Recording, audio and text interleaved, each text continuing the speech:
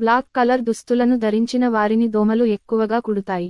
ఎందుకో తెలుసా? కాలంతో సంబంధం లేకుండా దోమలు మనుషులపై దండయాత్ర చేస్తుంటాయి.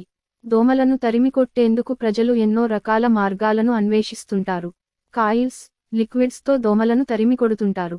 మరీ ముఖ్యంగా వర్షాకాలంలో ఎక్కడలేని దోమలు వస్తుంటాయి. అయితే దోమలు మనల్ని అటాక్ చేయడానికి కూడా కొన్ని కారణాలు ఉంటాయని నిపుణులు చెబుతున్నారు. మనిషిని కుట్టేవి కేవలం ఆడదోమలే.